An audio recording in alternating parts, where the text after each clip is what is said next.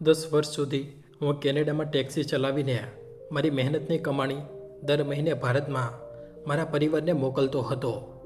મને પૂરો વિશ્વાસ હતો કે અત્યાર સુધીમાં મારા ઘરની આર્થિક સ્થિતિ ઘણી સારી થઈ ગઈ હશે. હું વિચારતો હતો કે હવે અમારું એક સારું એવું પાકું ઘર બની ગયું હશે, મારી માં આરામથી રહેતી હશે અને મારો દીકરો કોઈ સારી મોંઘી શાળામાં ભણતો હશે. પરંતુ 10 વર્ષ પછી જ્યારે હું કેનેડાથી પાછો મારા ઘરે પહોંચ્યો અને જે નજારો મેં જોયો તે જોઈને મારા હોશ ઉડી ગયા. અમારું ઘર પહેલાં કરતાં પણ વધારે ખરાબ હાલતમાં હતું. છત પરથી જગ્યા જગ્યાએ પાણી ટપકી રહ્યું હતું. દિવાલોમાં ભેજ ભરેલો હતો. ભોંયતળિયું તૂટેલું હતું અને ઘરની હાલત જોઈને લાગતું હતું કે જાણે અહીં વર્ષોથી કોઈ સુધારો જ નથી થયો. મારી માના શરીર પર એ જ જૂની ફાટેલી સાડી હતી, જેને જોઈને મારું દિલ અંદરથી કાંપી ઉઠ્યું. તે પળે મને સમજાતું ન હતું કે આખરે મારા 10 વર્ષની મહેનતની કમાણી ક્યાં ગઈ. હું દર મહિને લાખો રૂપિયા મોકલતો હતો, પરંતુ અહીં તેની કોઈ ઝલક પણ દેખાઈ નહોતી રહી. પરંતુ જ્યારે મને આ બધાની પાછળની અસલી સચ્ચાઈ ખબર પડી તો તેણે મારા આખા જીવનને હલાવીને રાખી દીધું. આ વાર્તાને અંત સુધી ચોક્કસ સાંભળજો, કારણ કે આ વાર્તા માત્ર મારી નથી. આ વાર્તા તેમની જિંદગીની એક બહુ મોટી શીખ આપી શકે છે અને કદાચ તમને પણ તમારી જિંદગીમાં સાચો નિર્ણય લેવાની સમજ આપી શકે છે. મારું નામ આકાશ છે. આજે જ્યારે હું આ વાર્તા તમને સંભળાવી રહ્યો છું તો મારા અવાજમાં જે દર્દ છે તે માત્ર મારા દિલનું નથી, પરંતુ એ 10 વર્ષનું છે જે મેં મારા પરિવાર માટે વિદેશના ઠંડા રસ્તાઓ પર વિતાવ્યા. હું ભારતના એક નાના એવા નગરનો રહેવાવાળો છું. મારું ઘર મોટું નહોતું, પરંતુ તેમાં પ્રેમ ઘણો હતો. મારા પરિવારમાં મારી વૃદ્ધ માં હતી, મારી પત્ની હતી અને મારો એક નાનો એવો દીકરો હતો. જ્યારે હું ઘર છોડીને વિદેશ જવા માટે નીકળ્યો હતો ત્યારે મારો દીકરો માત્ર 5 વર્ષનો હતો. તે માસૂમ એવું બાળક આખો સમય મારી આગળ પાછળ ફરતો રહેતો હતો અને મને પપ્પા કહીને બોલાવતો હતો. અમારા ઘરની હાલત બહુ સારી નહોતી. ઘરની છત ઘણી જગ્યાએથી તૂટેલી હતી. વરસાદમાં પાણી ટપકતું હતું અને દિવાલો પર ભેજ જામી ચૂક્યો હતો. માં વધારે ભણેલી ગણેલી નહોતી અને પત્ની પણ બહુ ભોળી હતી. દુનિયાદારીની સમજ તેને વધારે નહોતી. હું મજૂરી કરીને ઘર ચલાવતો હતો, પરંતુ તેનાથી બસ કોઈક રીતે 2 સમયની રોટલીની વ્યવસ્થા થઈ શકતી હતી. ત્યારે મારી બહેન અને તેના પતિ એટલે કે મારા બંનેવીએ મને સલાહ આપી કે જો જિંદગી બદલવી હોય તો વિદેશ જવું પડશે. તેમણે કહ્યું કે તેઓ પોતાના જુગાડથી મને કેનેડા મોકલી શકે છે. તે સમયે મારી સામે કોઈ બીજો રસ્તો પણ નહોતો. હું ઈચ્છતો હતો કે મારો દીકરો સારી નિશાળમાં ભણે, મારી માને ઘડપણમાં તકલીફ ન પડે અને મારી પત્નીને ક્યારેય કોઈ વસ્તુની કમી ન અનુભવાય. એટલે ભારે મેં વિદેશ જવાનો નિર્ણય કરી લીધો. જે દિવસે હું ઘર છોડીને નીકળ્યો તે દિવસ મારા જીવનનો સૌથી કઠિન દિવસ હતો. મારી માં આંગણામાં ઊભી રડી રહી હતી, મારી પત્ની દરવાજા પર ઊભી હતી અને મારો નાનો એવો દીકરો મારા પગે વળગી ગયો હતો. તે વારંવાર પૂછી રહ્યો હતો, પપ્પા તમે ક્યાં જઈ રહ્યા છો? મેં તેને ખોળામાં લીધો અને બસ એટલું જ કહ્યું હતું, દીકરા, પપ્પા પૈસા કમાવા જઈ રહ્યા છે, જેથી તને બહુ મોટો માણસ બનાવી શકે. તે દિવસે મને એ ખબર નહોતી કે હું મારા ઘરેથી માત્ર થોડા દિવસો માટે નહીં, પરંતુ પૂરા 10 વર્ષો માટે દૂર જઈ રહ્યો છું. કોઈક રીતે બનેવીના માધ્યમથી હું કેનેડા પહોંચી ગયો. ત્યાં પહોંચ્યા પછી શરૂઆતના દિવસો મારા માટે બહુ કઠિન હતા. ઠંડી એટલી વધારે હતી કે હાથ પગ બહેરા થઈ જતા. ભાષાની મુશ્કેલી, અલગ અને કોઈ પોતાનું પાસે નહોતું.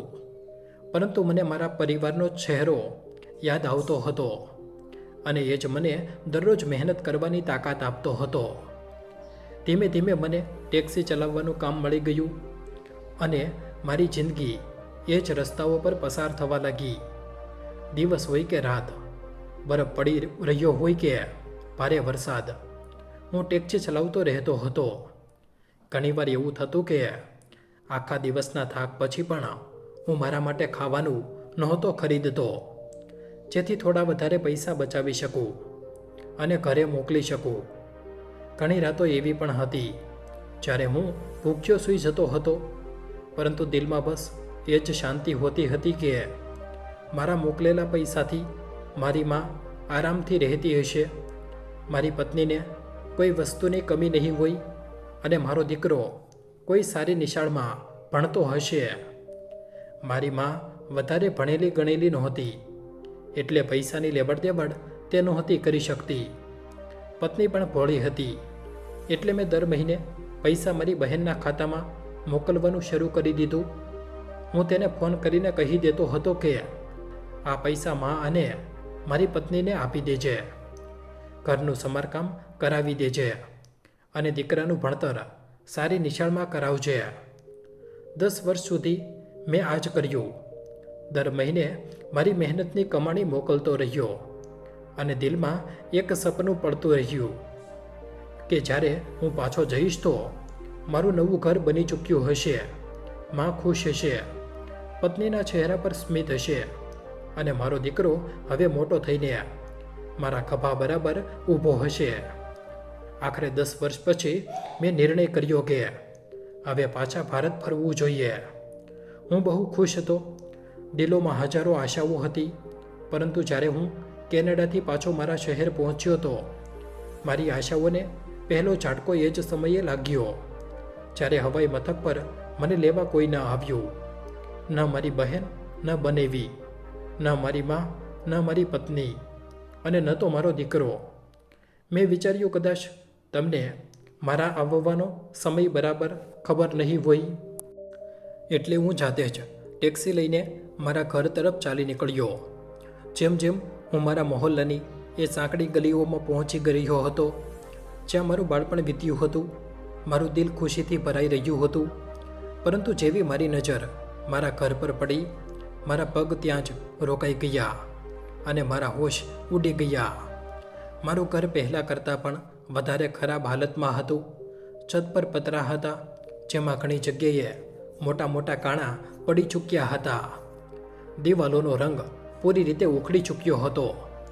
જગ્યા જગ્યાએ ભેજ અને લીલ જામી ગઈ હતી અને દરવાજો એટલો નબળો થઈ ચૂક્યો હતો કે જો કોઈ જોરથી લાત મારે તો કદાચ તરત જ પડી જાય. તે પળે હું ત્યાં જ ઊભો રહી ગયો, કારણ કે જે ઘરને મેં 10 વર્ષ સુધી મારી મહેનતની કમાણી મોકલીને સરખું કરવાનું સપનું જોયું હતું, તે તો પહેલાં કરતાં પણ વધારે બરબાદ નજરે પડી રહ્યું હતું. મને સમજાતું જ નહોતું કે આખરે આ 10 વર્ષોમાં મારા મોકલેલા પૈસા ગયા ક્યાં. મારું મગજ તે સમયે જાણે પૂરી રીતે શૂન્ય થઈ ગયું હતું. એવું લાગી રહ્યું હતું જાણે મારા મગજે કામ કરવાનું જ બંધ કરી દીધું હોય. જે 10 વર્ષોની મહેનતનું સપનું હું મારી આંખોમાં સજાવીને કેનેડાથી પાછો આવ્યો હતો, જે ઘરને હું મારા મનમાં એક નવા મજબૂત અને ખુશહાલ ઘરના રૂપમાં જોઈ રહ્યો હતો, તેની જગ્યાએ મારી સામે એક ખંડેર ઊભું હતું. મારું દિલ એટલી ઝડપથી ધડકી રહ્યું હતું કે મને મારી છાતીમાં તેનો અવાજ સ્પષ્ટ સંભળાઈ રહ્યો હતો.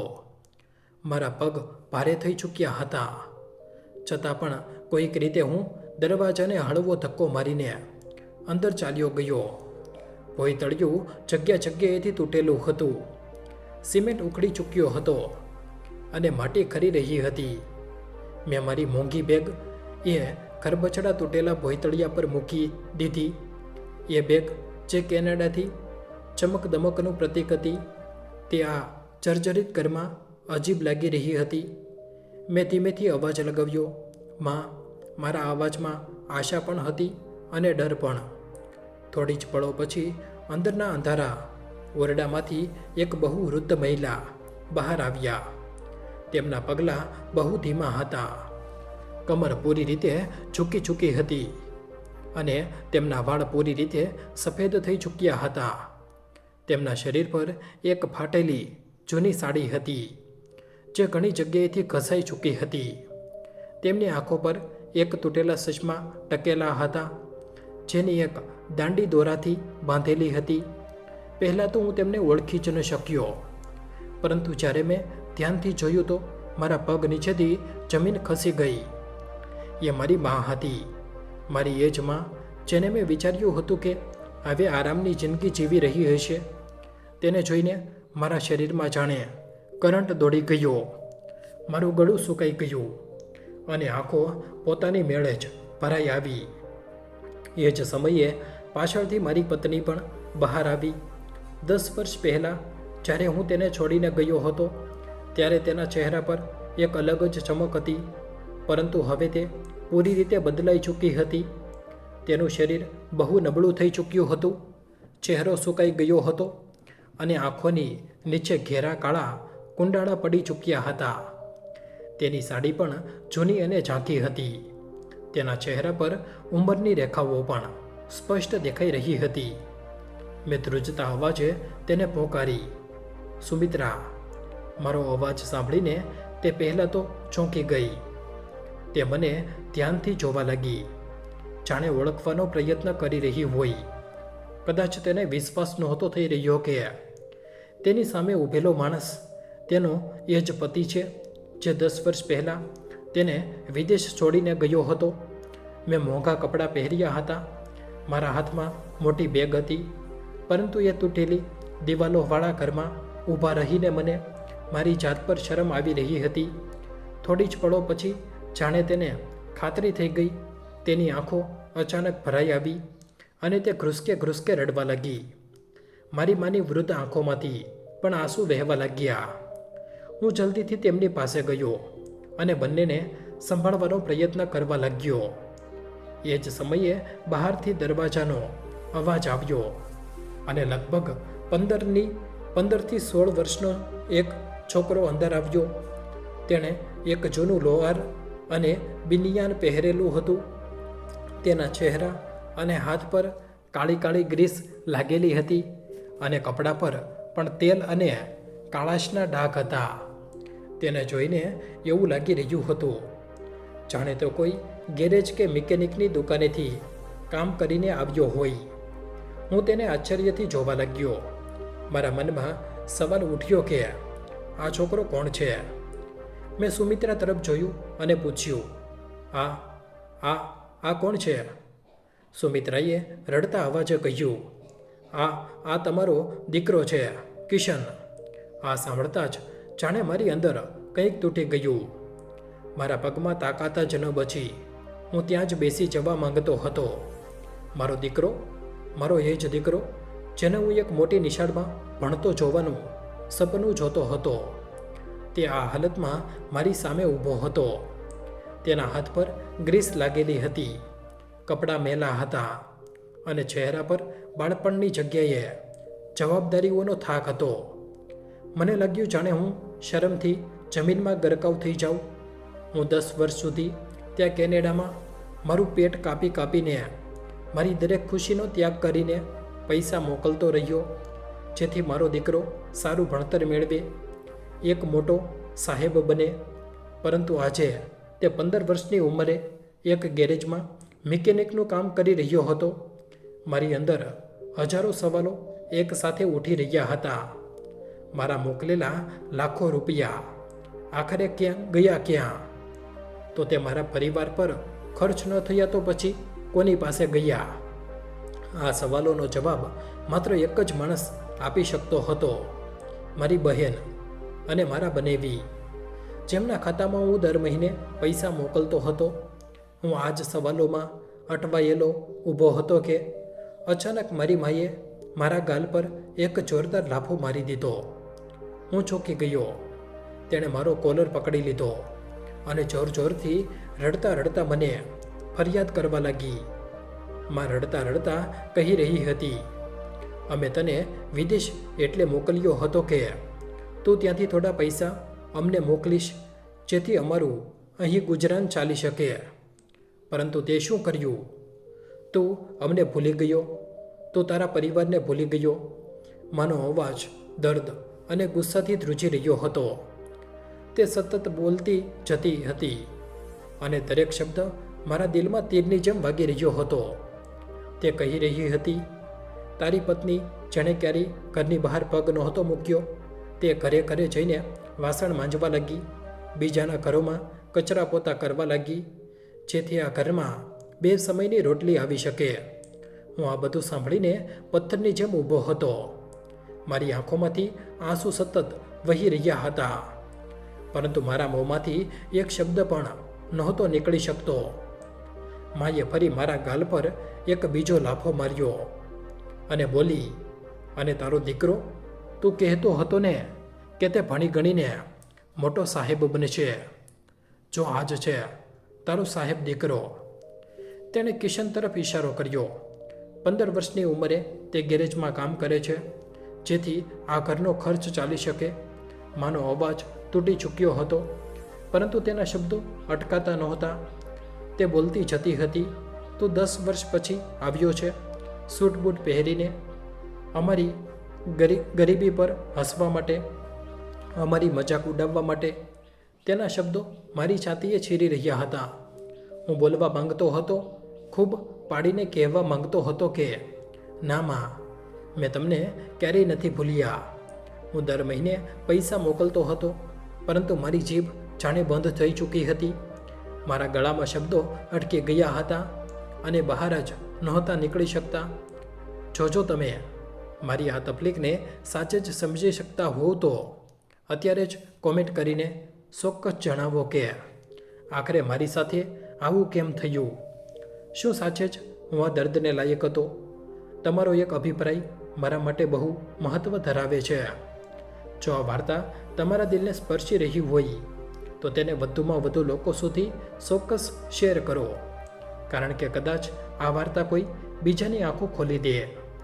અને જો તમે હજી સુધી અમારી ચેનલને સબસ્ક્રાઈબ નથી કરી તો કૃપા કરીને અત્યારે જ સબસ્ક્રાઈબ કરી લો. સાચું તો એ છે કે અમારી વિડીયો જોવાવાળા હજારો લોકોમાંથી બહુ ઓછા લોકો ચેનલને સબસ્ક્રાઈબ કરે છે, પરંતુ અમારું એક નાનું સબસ્ક્રિપ્શન અમારા માટે બહુ મોટી પ્રેરણા બની જાય છે. આ જ હિંમત સાથે અમે તમારા માટે આવી સાચી ભાવાત્મક અને જિંદગી સાથે જોડાયેલી વાર્તાઓ લઈને આવીએ છીએ. એટલે ચેનલને સબસ્ક્રાઈબ ચોક્કસ કરો અને આ વાર્તાના અંત સુધી અમારી સાથે જોડાયેલા રહો. માં રડતા રડતા મને લાફા મારતી રહી અને હું બસ ચૂપચાપ ઊભો રહ્યો. પાસે ઊભેલી સુમિત્રાની આંખોમાંથી પણ સતત આંસુ વહી રહ્યા હતા. તેની આંખોમાં દર્દ પણ હતું, ફરિયાદ પણ, અને એક ઊંડો થાક પણ. તે કંઈ બોલી નહોતી રહી, પરંતુ તેની આંખો જાણે મને હજારો સવાલો પૂછી રહી હતી. ત્યાં મારો દીકરો કિશન મને નફરત ભરેલી નજરોથી જોઈ રહ્યો હતો. તેની આંખોમાં એ પોતાનાપણું નહોતું જેની હું આશા રાખી રહ્યો હતો. તેની નજરોમાં એવું લાગી રહ્યું હતું જાણે તે મને એક એવા માણસના રૂપમાં જોઈ રહ્યો હોય જે વિદેશ જઈને પોતાની જિંદગીમાં ખોવાઈ ગયો અને પોતાના પરિવારને ભૂલી બેઠો. એ નજરે મને અંદર સુધી તોડી નાખ્યો.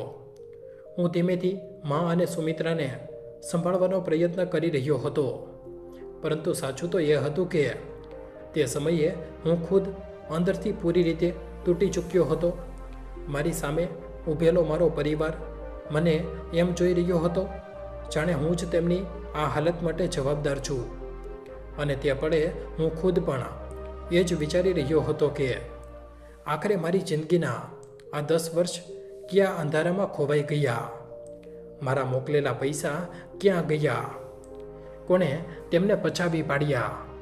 અને કેમ મારો પરિવાર આજે પણ એ જ ગરીબી અને દર્દમાં જીવી રહ્યો છે, જેમાંથી તેમને બહાર કાઢવા માટે હું 10 વર્ષ સુધી વિદેશના રસ્તાઓ પર મહેનત કરતો રહ્યો.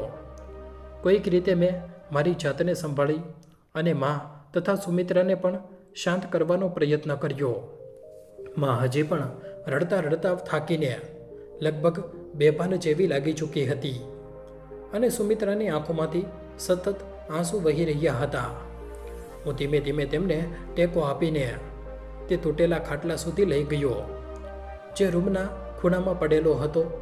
ખાટલાની દોરીઓ ઘણી જગ્યાએથી ઢીલી થઈ ચૂકી હતી. લાકડું પણ જૂનું થઈને અવાજ કરવા લાગ્યું હતું, પરંતુ એ જ અમારા ઘરમાં બેસવાની એકમાત્ર જગ્યા હતી. હું તેમની સામે ઘૂંટણીએ બેસી ગયો. મારી આંખો ભીંજાઈ ચૂકી હતી અને દિલ અંદરથી તૂટી ચૂક્યું હતું. છતાં પણ મને લાગ્યું કે જો અત્યારે મેં સચ્ચાઈ ન જણાવી તો કદાચ મારી મા અને મારી પત્ની આખી જિંદગી મને ખોટો જ સમજતા રહેશે. મેં ધ્રુજતા અવાજે કહ્યું, માં, તમે એવું વિચારી રહ્યા છો એવું બિલકુલ પણ નથી. હું ત્યાં કેનેડામાં કોઈ જલછાની જિંદગી નહોતો જીવી રહ્યો. હું દિવસ રાત મહેનત કરીને ટેક્સી ચલાવતો હતો. મારો અવાજ ભરાઈ ગયો હતો, પરંતુ હું બોલતો રહ્યો. હું દર મહિને દીદીના ખાતામાં પૈસા મોકલતો હતો. તે મને ફોન પર કહેતી હતી કે તે પૈસા તમારા લોકો સુધી પહોંચાડી દે છે. હું આ જ ભરોસે દર મહિને મારી કમાણીનો મોટો ભાગ તેને મોકલતો રહ્યો. માં, મેં લાખો રૂપિયા મોકલ્યા છે. ઘણી વાર તો હું મારી જરૂરિયાતો પણ ઓછી કરી દેતો હતો.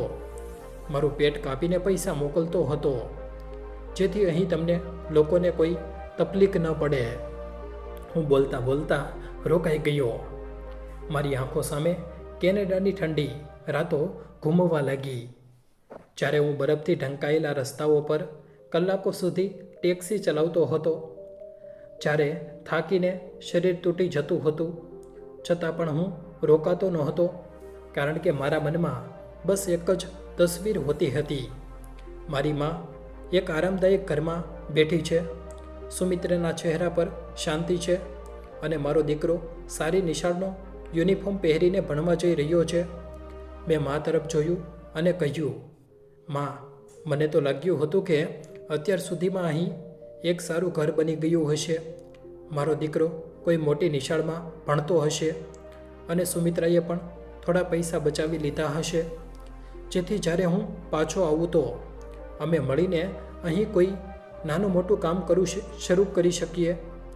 મારા અવાજમાં દર્દ હતું અને મૂંઝવણ પણ. પરંતુ આજે જ્યારે હું ઘરે આવ્યો તો બધું એવું જ નહીં, પરંતુ પહેલાં કરતાં પણ વધારે ખરાબ હાલતમાં મળ્યું. મને સમજાતું જ નથી કે આખરે આટલા વર્ષો સુધી શું થતું રહ્યું. દીદી તો દરેક વખતે ફોન પર એ જ કહેતી હતી કે બધું બરાબર છે, ઘર બની રહ્યું છે, પૈસાની જરૂર વધારે છે. મેં ધીમેથી માથું ઝુકાવી લીધું. ઘણા મહિનાઓ સુધી મેં મારી જરૂરિયાતો ઓછી કરી દીધી. વધારે કલાકો ટેક્સી ચલાવવા લાગ્યો. ઘણી રાતો સુધી છૂતો નહીં, બસ એટલે કે ઘર માટે વધારે પૈસા મોકલી શકું. એકવાર તો દીદીએ કહ્યું હતું કે માની આંખોનું ઓપરેશન કરાવવાનું છે. મેં તરત જ લાખ રૂપિયા મોકલી દીધા હતા. તે સમયે મને લાગ્યું હતું કે માં હવે સ્પષ્ટ જોઈ શકશે, તેને આરામ મળશે. આ કહેતા મારી આંખોમાંથી ફરી આંસુ વહેવા લાગ્યા. પરંતુ આજે તમને આ હાલતમાં જોઈને મને સમજાતું નથી કે આખરે સચ્ચાઈ શું છે. હું થોડી પણ ચૂપ રહ્યો, પછી ધીમેથી કહ્યું, માં, આ બધા સવાલોનો જવાબ માત્ર એક જ માણસ આપી શકે છે, અને એ છે દીદી. આ હજી પણ આઘાતમાં હતી. સુમિત્રા પણ ચૂપચાપ બેઠી હતી, પરંતુ મારી અંદર હવે એક અલગ જ આગ સળગવા લાગી હતી. મારા મનમાં હજારો સવાલો હતા અને એ સવાલોનો જવાબ લીધા વગર હવે મને શાંતિ મળવાની નહોતી. હું ઝડપથી ઉઠ્યો અને કંઈ પણ વિચાર્યા વગર ઘરની બહાર નીકળી આવ્યો. મારા પગ પોતાની મેળે દીદીના ઘર તરફ વધવા લાગ્યા. મારી મોટી બહેન કવિતા મારાથી લગભગ 5 વર્ષ મોટી છે. તેણે પોતાની પસંદગીથી અમિતેશ નામના છોકરા સાથે લગ્ન કર્યા હતા. તેમની આર્થિક હાલત હંમેશા અમારા કરતાં સારી રહી હતી. બંનેવી કોન્ટ્રાક્ટરનું કામ કરતા હતા અને વિસ્તારમાં તેમનું નામ પણ હતું અને હંમેશા મારી બહેન પર બહુ ભરોસો રહ્યો હતો. કદાચ એ જ ભરોસાના કારણે મેં મારી જિંદગીની બધી કમાણી વિચાર્યા વગર તેના ખાતામાં મોકલી દીધી હતી. મને લાગતું હતું કે તે મારી ગેરહાજરીમાં મારા પરિવારનો સહારો બનીને ઊભી છે. પરંતુ આજે મારા દિલમાં એક અજીબ બેચેની હતી. હું રિક્ષામાં બેસીને ઝડપથી દીદીના ઘર તરફ આગળ વધી રહ્યો હતો. જેમ જેમ રિક્ષા તે ગલીની પાસે પહોંચી રહી હતી જ્યાં દીદી રહેતી હતી, મારા દિલમાં ધબકારા વધુ તેજ થતા જતા હતા. મનમાં એક ડર પણ હતો અને ગુસ્સો પણ. થોડી જ વારમાં રિક્ષા એ ગલીઓમાં પહોંચી ગઈ. હું ઉતરીને ધીમે ધીમે દીદીના રૂમ તરફ આગળ વધવા લાગ્યો.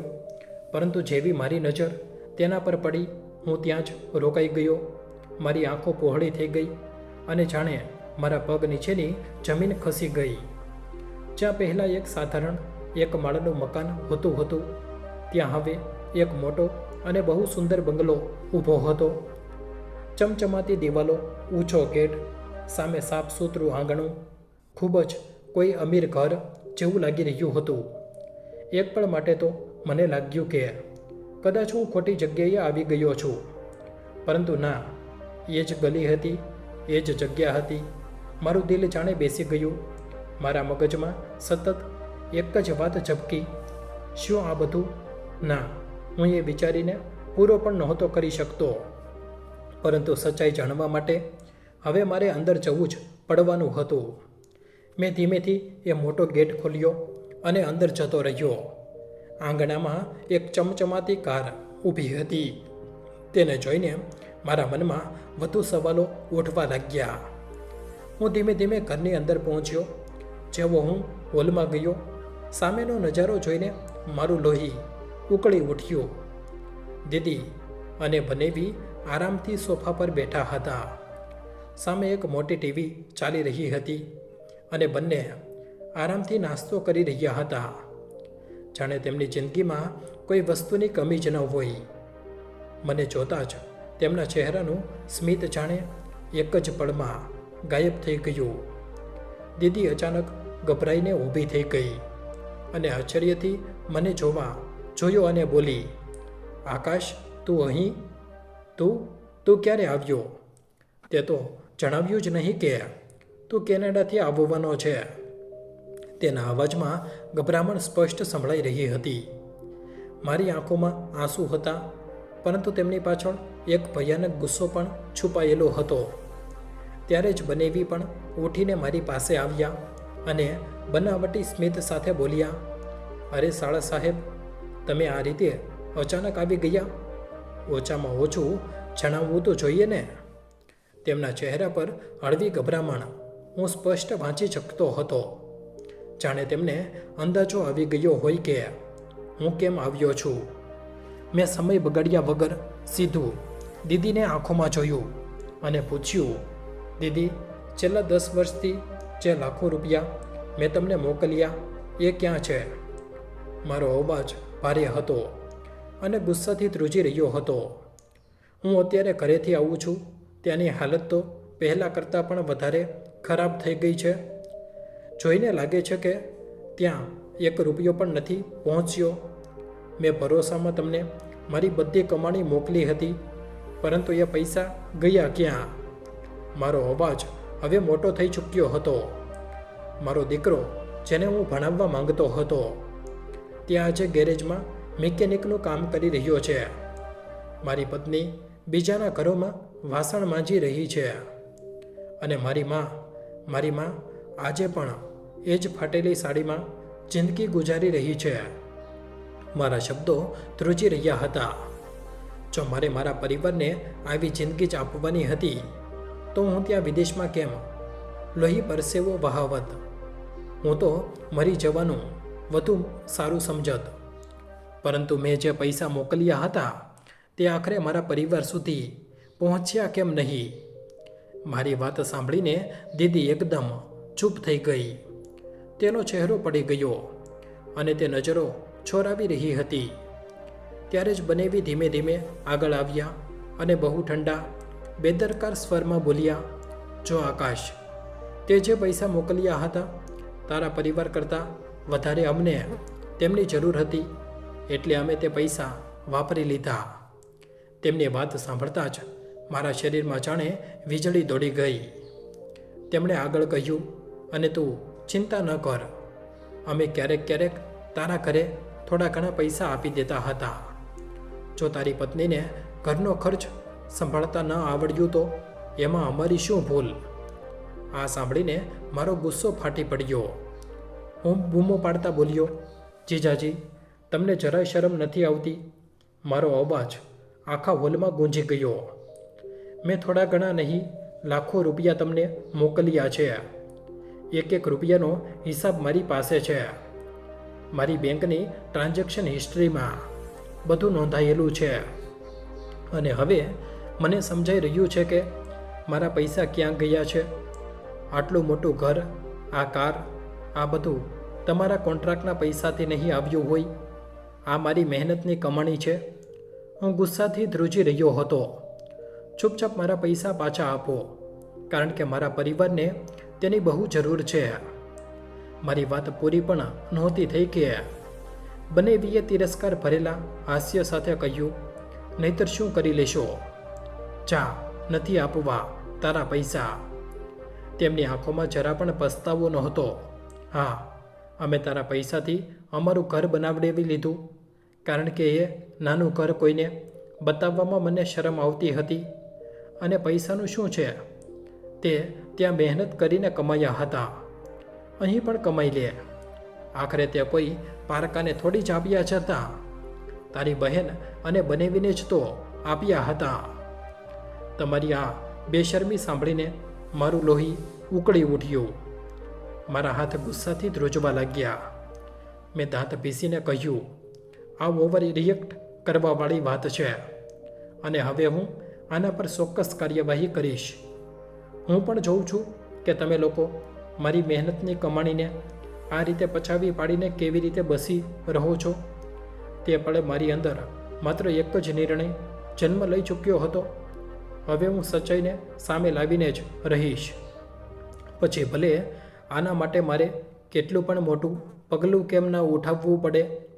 તે દિવસે મારી અંદર એટલો ગુસ્સો ભરેલો હતો કે જો હું ત્યાં એક પળ પણ વધુ રોકાઈ જાત તો કદાચ કંઈક એવું કરી બેસત જેનો પસ્તાવો મને આખી જિંદગી રહેત. એટલે જ હું ઝડપી ડગલે એ આલિશાન ઘરમાંથી બહાર નીકળી આવ્યો. મારા શ્વાસ ઝડપથી ચાલી રહ્યા હતા, દિલ જોર જોરથી ધડકી રહ્યું હતું, અને મગજમાં બસ એક જ વાત ઘૂમી રહી હતી, મારી સાથે આટલો મોટો દગો થયો છે. 10 વર્ષ પૂરા, 10 વર્ષ મેં વિદેશમાં મારી જુવાની ખપાવી દીધી. ઠંડી, ભૂખ અને એકલતા સામે લડતા રહીને પૈસા કમાયા, માત્ર એટલા માટે કે મારો પરિવાર સારી જિંદગી જીવી શકે. પરંતુ આજે સચ્ચાઈ મારી સામે હતી. મારી મહેનતની કમાણીથી કોઈ બીજાનું ઘર સમકી રહ્યું હતું, અને મારું પોતાનું ઘર હજી પણ ખંડેર બનેલું હતું. એ જ ગુસ્સા અને દર્દ સાથે હું સીધો પોલીસ સ્ટેશન પહોંચી ગયો. ત્યાં જઈને મેં પૂરા 10 વર્ષની કહાની એક એક કરીને કહી સંભળાવી. કેવી રીતે હું દર મહિને પૈસા મોકલતો રહ્યો, કેવી રીતે મેં ભરોસામાં મારી બધી કમાણી મારી બહેનના ખાતામાં નાખી દીધી, અને કેવી રીતે મારા પરિવાર સુધી 1 રૂપિયો પણ ન પહોંચ્યો. પોલીસવાળાઓએ મારી ફરિયાદ લખી અને બધા પુરાવા માંગ્યા. મારી પાસે દરેક ટ્રાન્ઝેક્શન હિસ્ટ્રી હતી. દર મહિનાનો રેકોર્ડ હતો કે ક્યારે ક્યારે અને કેટલા પૈસા મોકલવામાં આવ્યા. થોડા જ દિવસોમાં પોલીસ તરફથી મારા બનેવી અમિતેશના ઘરે નોટિસ પહોંચી ગઈ.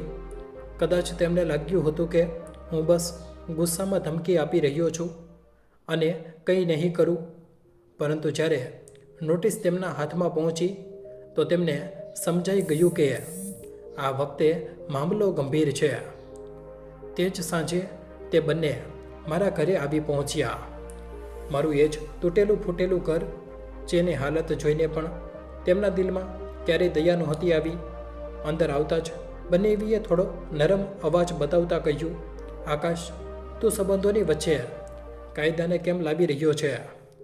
આખરે આ આપણા ઘરનો અંદરો અંદરનો મામલો છે. મારી બહેન કવિતા પણ તેમની સાથે ઊભી હતી. તે બોલી, હું તારી બહેન છું. આ તારા બનાવી છે. શું તું સાચે જ પોતાના જ લોકો વિરુદ્ધ કાનૂની કાર્યવાહી કરીશ? તેના અવાજમાં બનાવટી દુઃખ હતું, પરંતુ હવે હું તેમની અસલિયત સમજી ચૂક્યો હતો. તે સમયે મા પણ ત્યાં જ બેઠી હતી અને સુમિત્રા પણ પાસે ઊભી હતી. મેં ખચકાયા વગર સ્પષ્ટ શબ્દોમાં કહ્યું, જ્યારે તમે લોકો સંબંધોની આડમાં મને આટલો મોટો દગો આપી શકો છો, મારા પરિવારને આટલી યાતનાઓ સહન કરવા માટે છોડી શકો છો, તો શું હું મારો હક પણ તમારી પાસેથી પાછો ન લઈ શકું? મારા અવાજમાં દર્દ પણ હતું અને મક્કમતા પણ. કવિતા તરત મા પાસે ગઈ અને રડવા જેવો ચહેરો બનાવીને બોલી, જોઈ રહી છે માં, તારો દીકરો આજે આટલો મોટો થઈ ગયો છે કે પોતાની જ મોટી બહેન પર કેસ કરવા જઈ રહ્યો છે. કદાચ તેને લાગ્યું હતું કે માં ભાવુક થઈને મને રોકી લેશે, પરંતુ માએ જે કર્યું તે જોઈને હું પણ આશ્ચર્યચકિત થઈ ગયો. માએ ધીમેથી પોતાના ખભા પરથી કવિતાનો હાથ હટાવી લીધો અને કડક અવાજે બોલી, તે બિલકુલ બરાબર કરી રહ્યો છે. માની આંખોમાં દર્દ હતું, પરંતુ શબ્દો બહુ સ્પષ્ટ હતા. તું મારી દીકરી ચોક્કસ છે, પરંતુ શું તને તારી મા પર જરા પણ દયા ન આવી? શું તે ક્યારેય વિચાર્યું કે તારી મા કેવા સંજોગોમાં જીવી રહી છે? તું પોતાના જ ભાઈના હકનો પૈસો ખાઈ ગઈ, પોતાના જ પરિવારનો હક છીનવી લીધો અને પોતાના શોખ પૂરા કરવામાં ઉડાવી દીધો. માનો અવાજ ધ્રુજી રહ્યો હતો, પરંતુ તેમાં સચ્ચાઈની તાકાત હતી. આકાશ કંઈ પણ ખોટું નથી કરી રહ્યો અને અમે તેની સાથે છીએ.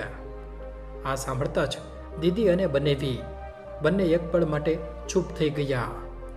કદાચ તેમને પહેલીવાર અહેસાસ થયો કે હવે તેમની ભાવાત્મક વાતો કોઈને પણ પોતાના નિર્ણય પરથી પાછા નહીં હટાવી શકે. થોડા જ દિવસોમાં મામલો અદાલત સુધી પહોંચી ગયો. અદાલતમાં સુનાવણી શરૂ થઈ. ત્યાં આરોપ અને જવાબોનો લાંબો દોર ચાલ્યો. મેં મારા બધા પુરાવા રજૂ કર્યા.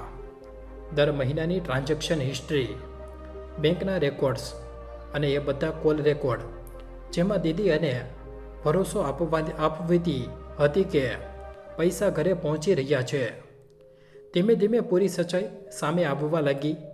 અદાલતમાં સ્પષ્ટ થઈ ગયું કે છેલ્લા 10 વર્ષમાં મેં લગભગ 70 લાખ રૂપિયા મોકલ્યા હતા અને તે બધા પૈસા મારી બહેન અને બનેવીએ પોતાના ખર્ચા અને શોખ પૂરા કરવામાં વાપરી લીધા હતા. આ મામલો ઘણા મહિનાઓ સુધી ચાલતો રહ્યો, પરંતુ આખરે એ દિવસ પણ આવ્યો જ્યારે અદાલતે પોતાનો ચુકાદો સંભળાવ્યો. અદાલતનો ચુકાદો મારી તરફેણમાં હતો. જજે સ્પષ્ટ કહ્યું કે અમિતેશ અને કવિતાએ મારી પૂરી રકમ અને પાછી આપવી પડશે. પછી ભલે એના માટે તેમને પોતાનું ઘર વેચવું પડે કે જમીન. તે દિવસે મારા મનમાં અજીબ એવો અહેસાસ હતો. એક તરફ મને ન્યાય મળ્યો હતો, પરંતુ બીજી તરફ એ પણ સાચું હતું કે આ ન્યાયે એક સંબંધને હંમેશા માટે ખતમ કરી દીધો હતો. મારા બનેવી પાસે આટલી મોટી રકમ તરત આપવા માટે પૈસા નહોતા, આટલે આખરે તેમને એ જ ઘર વેચવું પડ્યું જે તેમણે મારી મહેનતની કમાણીથી બનાવડાવ્યું હતું. થોડા જ સમયમાં એ બંગલો વેચાઈ ગયો અને તે બંને એક ભાડાના નાના મકાનમાં રહેવા જતા રહ્યા. જ્યારે મારા બધા પૈસા મને પાછા મળ્યા તો મેં સૌથી પહેલાં મારા જૂના ઘરને સરખું કરાવ્યું. એ એક નાનું પરંતુ મજબૂત ઘર બનાવડાવ્યું, જ્યાં હવે વરસાદમાં પાણી નહોતું ટપકતું અને દિવાલો પણ ભેજ નહોતો. ત્યાર પછી મેં એક નાનો એવો વ્યાપાર શરૂ કરવાનો નિર્ણય કર્યો. મેં રસ્તાના કિનારે એક નાનો એવો ઢાબો ખોલી લીધો. શરૂઆતમાં કામ થોડું મુશ્કેલ હતું, પરંતુ ધીમે ધીમે લોકોને અમારું જમવાનું પસંદ આવવા લાગ્યું અને આજે એ જ ઢાબા પરથી અમારી ઠીકઠાક કમાણી થઈ જાય છે. સુમિત્રા પણ દરરોજ મારી સાથે ઢાબા પર કામ કરે છે. માં હવે થોડી આરામથી રહે છે અને મને જોઈને તેમના ચહેરા પર જે શાંતિ દેખાય છે એ જ મારા માટે સૌથી મોટી ખુશી છે. પરંતુ મારી જિંદગીમાં એક દર્દ એવું છે જે કદાચ ક્યારેય પૂરી રીતે ખતમ નહીં થાય. એ છે મારા દીકરાનું બાળપણ. મેં હંમેશા સપના જોયું હતું કે મારો દીકરો બાળપણથી જ સારી નિશાળમાં ભણશે, અંગ્રેજી બોલશે, મોટા સપના જોશે. પરંતુ જ્યારે હું પાછો આવ્યો તો ત્યારે તે 15 વર્ષનો થઈ ચૂક્યો હતો અને તેનું બાળપણ સંઘર્ષમાં વીતી ચૂક્યું હતું. તે ગેરેજમાં કામ કરતો હતો, ભણતરથી દૂર થઈ ચૂક્યો હતો અને આજે પણ લાગે છે કે મારા દીકરા પાસેથી તેનું બાળપણ છીનવાઈ ગયું. અને આ નુકસાન એવું છે જેની ભરપાઈ કોઈ પણ પૈસો નથી કરી શકતો. છતાં પણ મેં હાર ન માની. મેં તેને એક સારી નિશાળમાં એડમિશન અપાવ્યું. આજે તે 11મા ધોરણમાં ભણે છે. શરૂઆતમાં તેને ભણવામાં બહુ મુશ્કેલી થતી હતી, પરંતુ તે પણ હવે મહેનત કરી રહ્યો છે. મેં તેનું ગેરેજવાળું કામ છોડાવી દીધું છે અને હવે તેનું પૂરું ધ્યાન ભણતર પર છે. હું દરરોજ તેને સમજાવું છું કે જિંદગીએ આપણને ભલે મોડેથી તક આપી હોય, પરંતુ જો આપણે મહેનત કરીશું તો મંજિલ ચોક્કસ મળશે. મારી બહેન અને બનેવીને તેમના કરિયરની સજા મળી ચૂકી છે. તેમણે સંબંધોની આડમાં જે દગો આપ્યો હતો તેનું પરિણામ તેમને ભોગવવું પડ્યું. પરંતુ મારા દિલમાં એક ફરિયાદ આજે પણ બાકી છે ભગવાન સામે, કારણ કે જે સજાના તેઓ હકદાર હતા તેનો એક હિસ્સો મારા દીકરાએ પણ ભોગવવો પડ્યો. તેનું બાળપણ, તેના સપના એ સમયે જે પાછો નથી આવી શકતો અને કદાચ આજ મારી જિંદગીનું સૌથી મોટું દર્દ છે. તો મિત્રો, હવે તમે જણાવો, શું મેં મારી બહેન અને મારા બનેવી સાથે સાચું કર્યું? તમારા વિચાર અમને કોમેન્ટમાં ચોક્કસ લખીને જણાવો. જો આ વાર્તા તમને દિલથી સ્પર્શી ગઈ હોય તો આ વિડીયોને વધુમાં વધુ લોકો સુધી શેર ચોક્કસ કરો, જેથી આ વાર્તા કોઈ બીજા આકાશ કે સુમિત્રા સુધી પહોંચે અને તેમને પણ એ સમજાય કે જિંદગીમાં આંખ બંધ કરીને કોઈ પર ભરોસો કરવો ક્યારેક બહુ મોટી ભૂલ બની શકે છે. અને જો તમને આવી જ સાચી, ભાવાત્મક અને જિંદગી સાથે જોડાયેલી વાર્તાઓ સાંભળવી પસંદ હોય તો ચેનલને સબસ્ક્રાઈબ કરવાનું બિલકુલ ન ભૂલતા, કારણ કે તમારું એક નાનું સબસ્ક્રિપ્શન અમારા માટે બહુ મોટી પ્રેરણા હોય છે. જતાં એક કામ બીજું ચોક્કસ કરજો. કોમેન્ટમાં તમારા શહેરનું નામ લખીને જણાવજો. મને સાચે જ બહુ સારું લાગે છે એ જાણીને કે અમારી વાર્તાઓ દુનિયાના કયા ખૂણામાં જોવા અને સાંભળવામાં આવી રહી છે. રાધે રાધે. જય શ્રી કૃષ્ણ.